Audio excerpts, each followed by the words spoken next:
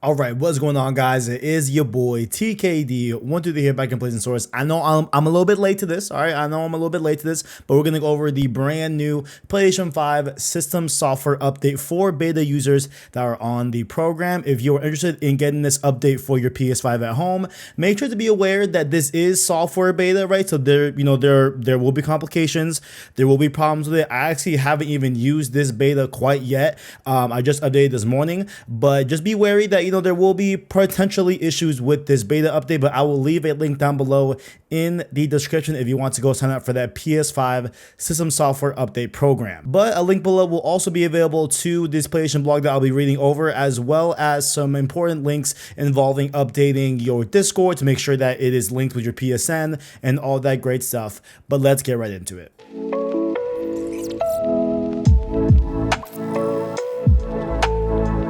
So this system beta here is called 2.0-07.00.00 for those interested, or just simply on the bottom left hand corner you will see beta 2.0 on your PS5 if you choose to update to this beta software. But first up here we have some new social features, including of course the long aforementioned Discord integration. So join a Discord voice chat on your PlayStation 5 console. You can now join Discord voice chats on your PS5 console and easily chat with friends on most other gaming platforms. To start, link your Discord and PlayStation Network accounts from your PS5 console following these steps. By the way, link below in the description to those steps that are said here on this blog.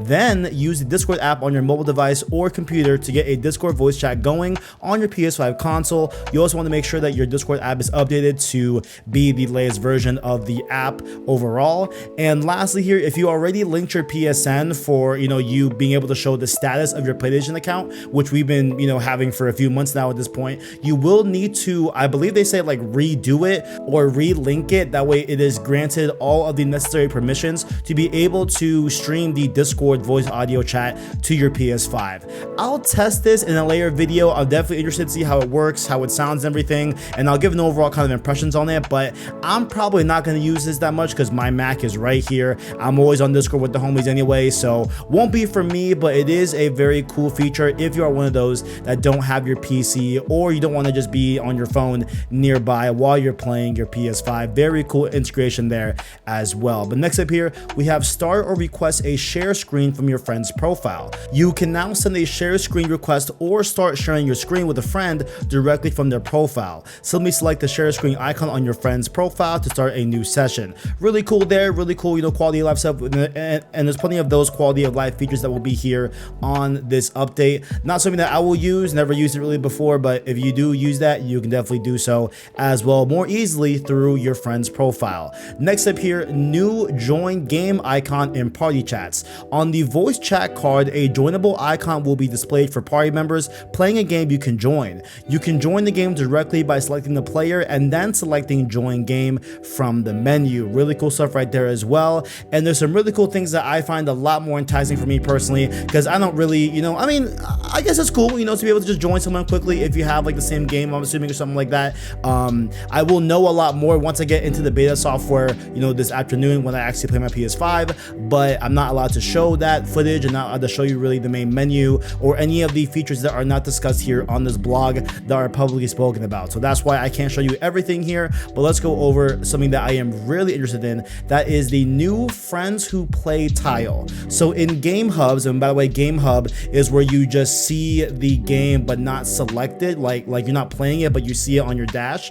In Game Hubs, you can now see which of your friends have the game, who is currently online, and who is currently playing the game. By selecting the tile, you can see what your friends are doing now, and you can also access your friends' profiles where you'll be given more interaction options. Really cool stuff right there. I found that a really neat, handy thing to see, who's playing Dead Space. I just started that, what I'm saying? Who is playing that? Who can I talk to about that game and everything? And two things that are on this screenshot here that they are not listed on the blog is that they have these two icons here to the right of the Game Hub screen where you're able to see game progress and play time. So that is a really, really nice way to see how long you've been playing this game very quickly. I love that because I think beforehand that's where trophies was at, but they moved it to the left hand side in a more condensed UI format. I really like the placement of these game progress and play times and everything. I believe the game progress is going to be based off off of chapters you've completed in the main story, and that's how they'll be gauging game progression.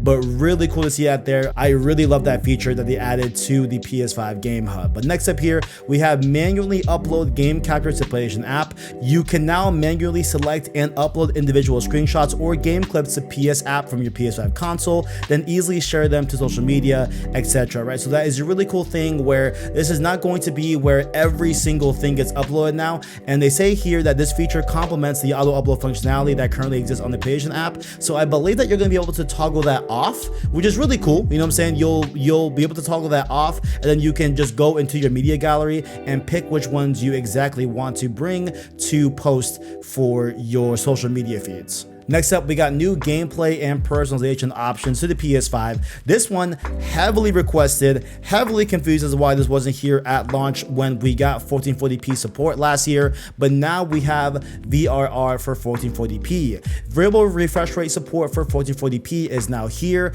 You can now enjoy a smoother visual performance when using a VRR compatible HDMI 2.1 display at 1440p resolution when playing a game that supports VRR. We've also made some updates to the parameters of the PS5 console's 1440p output test, enabling 1440p support for a wider range of HDMI displays. To check if your HDMI device is compatible, go to settings, screen video, video output, test 1440p output, and etc. So really cool stuff right there. We're now finally, for those that have a monitor or a TV or a display where you're going to be able to have VRR, you can finally use it in 1440p on PS5. A lot of people were complaining about that not being there on the 1440p support, but now it is finally here with the latest PS5 system software beta. But next up here, we have some really cool things involving the game library enhancements. So you can now also sort and filter games when adding games to a game list, and you can use filters in your library to easily find PSVR games, as well as PSVR 2 titles when PSVR 2 launches later this month. Of course, you gotta do a little promotion there, and I will be getting and covering PSVR 2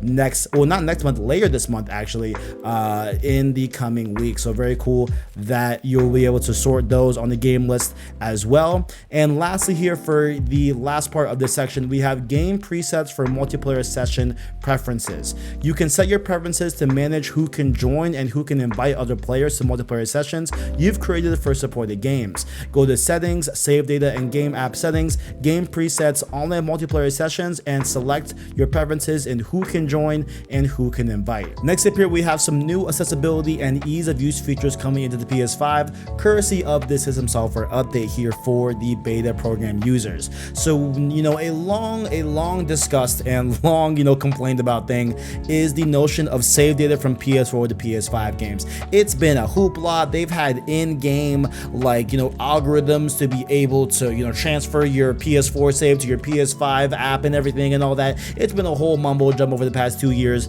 but we do have a seemingly here more streamlined and, at least a more improved way of doing that system save data transfer. That is with the new PS4 to PS5 save data migration services. So we're making it easier for you to access your PS4 save data on your PS5 console through two ways. When you download or install a PS4 game on your PS5 console, a notification that PS4 save data is available in your PlayStation Network cloud storage will appear. If your PS5 console doesn't already have save data for the game, simply select the notification to download your save data. Really cool stuff right there. That's gonna be, that's gonna make it a lot more streamlined for people that, hey, if you have it in the cloud, bring it in, it's gonna work, it's all good, right? But when you download or install a PS5 game that can load PS4 save data, such as the PS5 version of a game that was also released on PS4, the same notification will appear if the game supports this feature. No online storage for save data requires a PS Plus subscription, all that great stuff, right? So this is just gonna make it a lot more streamlined for those that,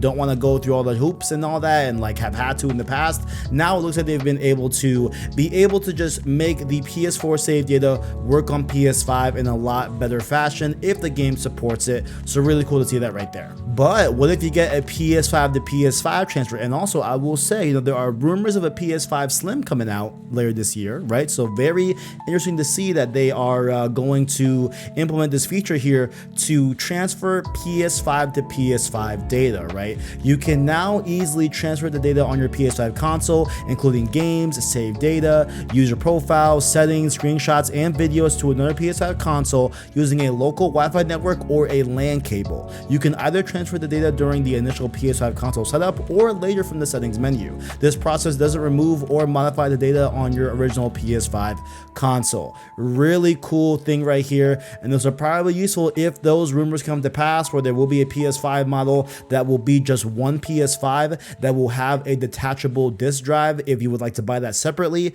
coming presumably in the end of this year. Really cool feature here. Gonna be very interesting to see if this is, you know, here for that very reason. Next up, we got some screen reader improvements here. The screen reader now gives a more detailed guidance when navigating the console. It will now tell you which direction you can move the currently selected component, as well as your current position in a component with multiple items. Additionally, when using the screen reader to view web pages, you'll now see borders around the section that's being read aloud, which is interesting that they are bringing up web pages, because like the PS5 does have a secret, like, you know, browser in the system that is not really accessible that easily. So very cool that they brought up web pages and stuff like that. But my homies be complaining every time they have to update the DualSense controller. Now, well, they complain because they don't have the cable handy, you know what I'm saying? They don't know where it's at, they can't find it. But now you'll be able to wirelessly update your DualSense controller. So you can now update the DualSense wireless controller device